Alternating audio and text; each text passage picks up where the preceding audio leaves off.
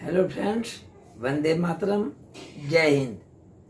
आज परमवीर चक्र विजेता सीरीज का मेरा तीसरा वीडियो है। इसको लेकर हाजिर हूं मैं आपके सामने। जब भारत आजाद नहीं हुआ था, नेताजी सुभाष चंद्र बोस ने नारा दिया था, तुम मुझे खून दो, मैं तुम्हें आजादी दूंगा। यह सिर्फ एक नारा नहीं था, नेताजी के अंदर की क्वालिटीज थी जिससे अंग्रेजी साम्राज्य हिल गया था। जब आजाद भारत में हम सोचते हैं कि नेताजी के टक्कर की कौन सी पर्सनालिटी है, तो एक नाम मेरे जहन में आता है और वो नाम भारतीय सेना के एक परमवीर चक्र विजेता का है। वो ऐसा नाम है जो इस ब्रह्मांड के रहने तक खत्म नहीं होने वाला। दोस्तों, इसका परिचय उस समय हुआ जब विश्व की सबसे खतरनाक लड़ाई हुई 1999 में कारगिल की चोटियों पर। बात 1974 की है। हिमाचल प्रदेश में बत्रा परिवार में दो ट्विंस बच्चों का जन्म होता है। भगवान राम के पुत्रों की तरह ही इन बच्चों का नाम रखा जाता है लव और कुश। जो कहानी है ये बड़े पुत्र लव की है। पढ़ाई चालू होती है, क्योंकि स्कूल कैंटोनमेंट एरिया में था। जाहिर है कि वहाँ सेना के लोगों का आवागमन होता रहता था।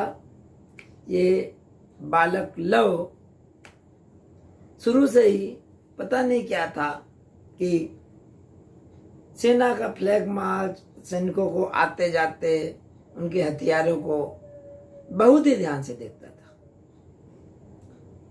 और स्कूल में नटखट था। लेकिन ऊंचाई इतनी ज्यादा थी, जोश इतना ज्यादा था कि हर काम में हाथ उठा देता था और टीचर से स्वयं काम करने के लिए कहता था। जल्दी से अपना काम समाप्त कर देता। खैर, बालक बड़ा हुआ धीरे धीरे। उस समय दूरदर्शन पर एक नाटक आया था परमवीर चक्र। उसमें भी परमवीर चक्र विजेताओं की स्टोरी होती थी। मन ही मन संकल्प ले लिया कुछ करने का। थोड़ा बड़ा हुआ, मर्चेंट नेवी में इसके एक रिश्तेदार थे, इसने भी फार्म भरा, सिलेक्शन हो गया। जानते हैं नेवी में सैलरी लाखों रुपए महीने की होती है। जब सिलेक्शन हो गया, हांगकांग ज्वाइन करना था। लेकिन ये क्या,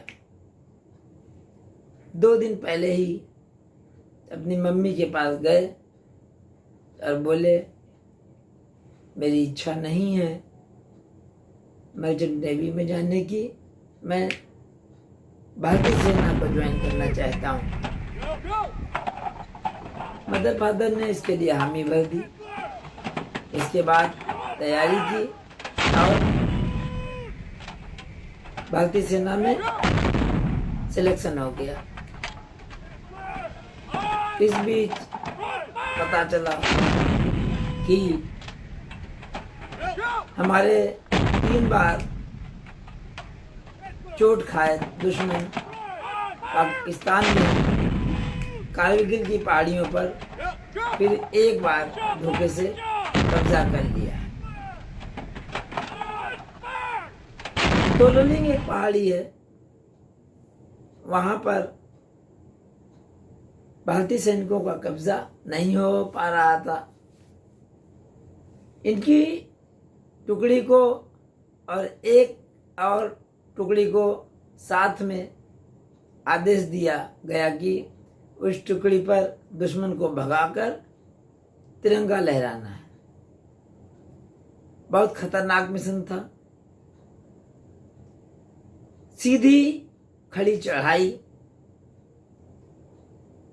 पीठ पर बहुत वजन, बंदूक और बंदूक स्टेन गन वगैरह जो भी थी, और रास्ते में छिपने की जगह तक नहीं थी।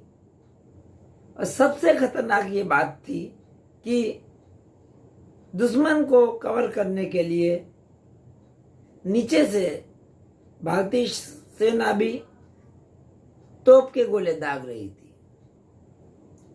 ये भी हो सकता था कि तोप के गोले खुद भारतीय जवानों को ही लग जाए और कोई दुर्घटना हो जाए।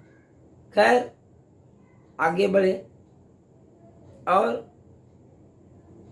जो पहली चोटी थी बड़ी प्लानिंग से गए और उस पर कब्जा कर लिया। कब्जा करने के लिए आगे पहले खुद ही आगे बढ़े। इनके सैनिकों ने पूरा साथ दिया, क्योंकि सैनिकों इन्होंने पहले ही सैनिकों को इतना जोश से भर दिया था और कई पाकिस्तान सैनिकों को, 5-6 सैनिकों को मौत के घाट उतार दिया। वहां भी लड़ाई सिर्फ स्टेन गन से नहीं थी, आमने सामने की लड़ाई चल रही थी। और इन्होंने वहां से नारा दिया था अपने सीईओ को, जो काम कंप्लीट हो गया, कहा ये दिल मांगे मोर। खैर, एक मिशन पूरा हो गया। उसके बाद चले आए। इस बीच इनकी कुछ तबीयत खराब हो गई थी। इनको मालूम हुआ कि एक और चोटी पर दुश्मन ने कब्जा कर रखा है और भारतीय सैनिकों को फतह हासिल नहीं हो पा रही है। इन्होंने स्वयं अपने सीईओ से रिक्वेस्ट किया कि मुझे भी वहां पर भेज दो। पहले तो वो तैयार नहीं हुए, लेकिन इन्होंने जब बार बार जिद की तो तैयार हो गए। उस चोटी पर जब पहले से ही सैनिक लड़ रहे थे, जब उनको मालूम हुआ कि ये बहादुर जवान जिसने पहले ही एक चोटी पर कब्जा किया है और जिसकी दहशत से ही पाकिस्तानी सैनिक पहाड़ी से कूद गए, काफी पाकिस्तानी सैनिक हताहत हो गए, सैनिकों का जोश आ गया। वो ऊपर गए, जाते ही सैनिकों ने एक के बाद एक सीधे आगे बढ़ते रहे और उस चोटी पर भी कब्जा कर लिया। कब्जा करके लौटने ही वाले थे कि इन्होंने देखा कि इनके एक साथी जवान के गोली लग गई है। इनके अंदर ना केवल वीरता थी, देश प्रेम था, करुणा थी, दया थी, इतने सारे गुण थे कि उनका वर्णन करना बहुत मुश्किल काम है। जब इन्होंने देखा तो इनके साथ एक और सैनिक था, उसने इनको मना किया कि सर बहुत गोलियां चल रही हैं, वहां मत जाइए। तो इन्होंने उससे कहा तुम डरते हो क्या? तो उसने कहा मैं बच्चों वाला आदमी हूं। तो इन्होंने कहा ठीक है, तुम बच्चे वाले आदमी हो, लेकिन तुम मत जाओ, मैं जाता हूं। उस साथी को बचाकर जब ला रहे थे तो घात लगाकर एक पाकिस्तानी सैनिक ने इन पर गोली चला दी। वो गोली इनकी छाती में लगी। दोस्तों, इनका एक मशहूर कोट है, जब कारगिल का युद्ध शुरू नहीं हुआ था और ये अपने साथी के साथ बैठे थे, उस साथी ने जब इनसे पूछा कि कारगिल का युद्ध शुरू हो गया है, तुम्हारा क्या प्लान है, तो इन्होंने 1 सेकंड में उत्तर दिया कि इसमें क्या है, जाऊंगा चोटियों पर तिरंगा फहराऊंगा या तिरंगे में लिपट कर आऊंगा।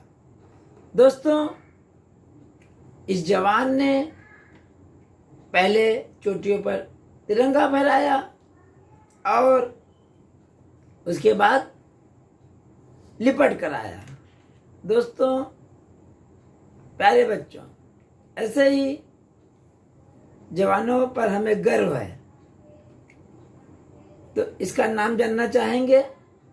इसका नाम है कैप्टन विक्रम बत्रा।